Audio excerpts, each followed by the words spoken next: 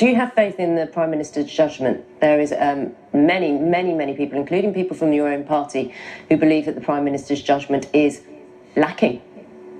No, I've got total faith. This is a Prime Minister that has successfully dealt with getting us through Brexit.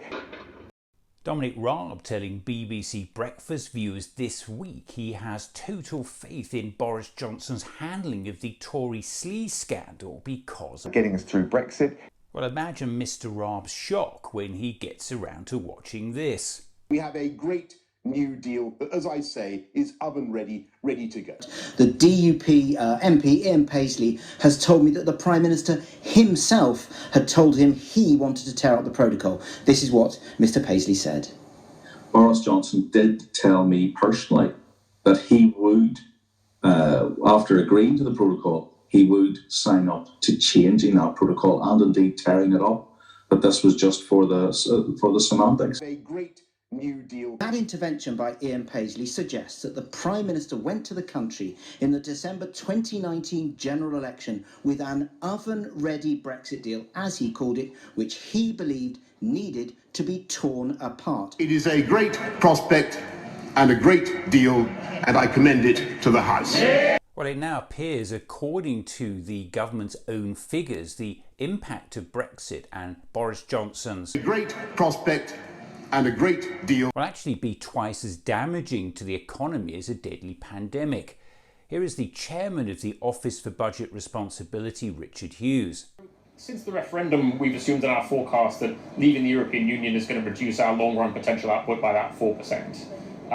And in our most recent forecast, as I mentioned, we think that the effect of the pandemic is going to reduce that potential output by a further 2%. And so far, the data that we've seen on the impact of Brexit, especially taking into account the fact that the new trading arrangements came in January, is broadly consistent with that assumption that we had, which is that it would reduce our long-run GDP by around 4%. So still, after all, this Brexit is going to have a bigger impact than the pandemic on the long term? Yeah, in the long term, it is the case that Brexit has a bigger impact than the pandemic over the long term. GDP, or gross domestic product, is one of the most important ways of showing how well or how badly an economy is doing. It's a measure or an attempt to measure all the activity of companies, governments and individuals in an economy. It now appears the long-term impact on the economy of Brexit and the Prime Minister's great deal will be double that of COVID. The difference, of course, being the pandemic was an entirely unforeseen global catastrophe, whereas Brexit is entirely self-inflicted.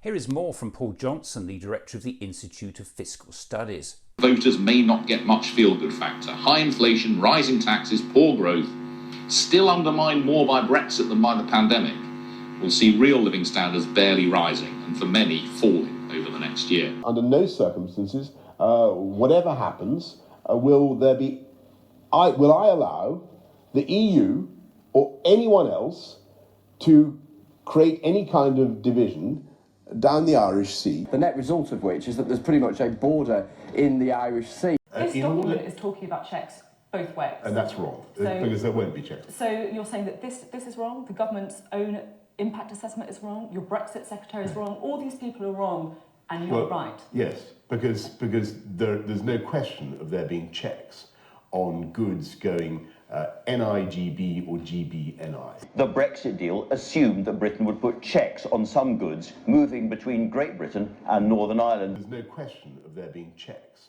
We're talking about, as you rightly point out, is the protocol where there remain a lot of issues to be solved. It remains extraordinary that 20% of all the external checks conducted on the perimeter of the whole EU take place in Northern Ireland. I think it's extraordinary that 30 drugs, including cancer drugs, are currently forbidden from moving from Great Britain to Northern Ireland, to say nothing of the problem of chilled meats. They should believe exactly what I say, which is there will be no checks on goods going from GB to NI, from NI to GB.